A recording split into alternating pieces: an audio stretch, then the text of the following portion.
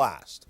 On a warm day in January of 1987, the New York Giants won their first Super Bowl behind a powerful performance by their quarterback Phil Simms. The Super Bowl MVP was nearly flawless as he hit on 22 of 25 passes, good for 3 touchdowns, and the fulfillment of a dream. I always dreamed that I would play in the Super Bowl, play well, be on the winning team, and I had myself winning, being the MVP of the game in my dreams too. I mean, I had, and I think that all of the athletes, all of us, all people, we dream, and you always, hell, why would I want to dream of going to the Super Bowl and losing? You know, if I'm going to dream, I'm going to do it up. On that fateful day in January of 1987, Phil Simms led the Giants into the promised land, ending a 30-year championship drought. It was truly a day of deliverance for this long-suffering NFL franchise.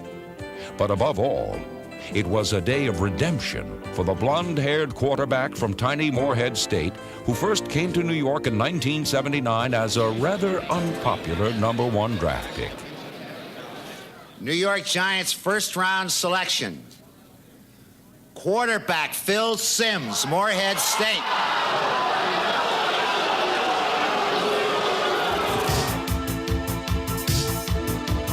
The booing carried over to the playing field.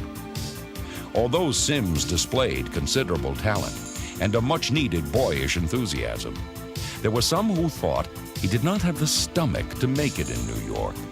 His first 5 seasons ended with injury.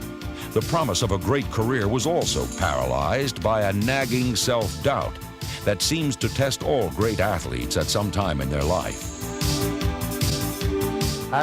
Many times had said, well, maybe this is the way it's going to be. You know, maybe you're not quite as good as you think you are, and maybe you're just not going to get a chance to show that you can do the job because of injuries, because of this. And it was tough, and I had nothing else to fall back on. It's like I said, well, I think I'll just quit and go coach. I couldn't do that, so I just hung in there, and I played, and I kept doing my best, working out, doing what I could do, and things turned around for me. With the patience of Job, Phil Simms overcame adversity. By 1986, he had enough talent around him to fulfill his potential and lead the Giants through a memorable season.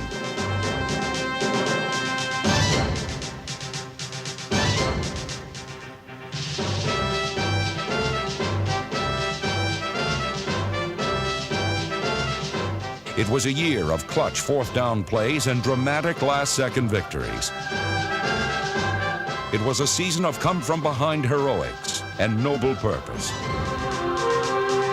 For Phil Simms, there was little doubt that the mental toughness he displayed in 1986 was rooted during the early years of frustration that could have devoured a lesser man.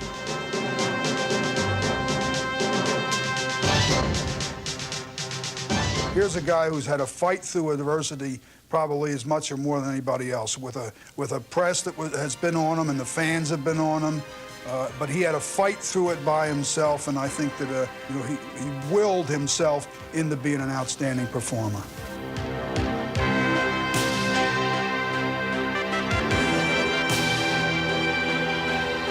One of my friends in college said one time, he says, the worst thing you can do is ever beat Phil in anything, because he will leave there and go and practice until he's good enough, and he will come back and beat you.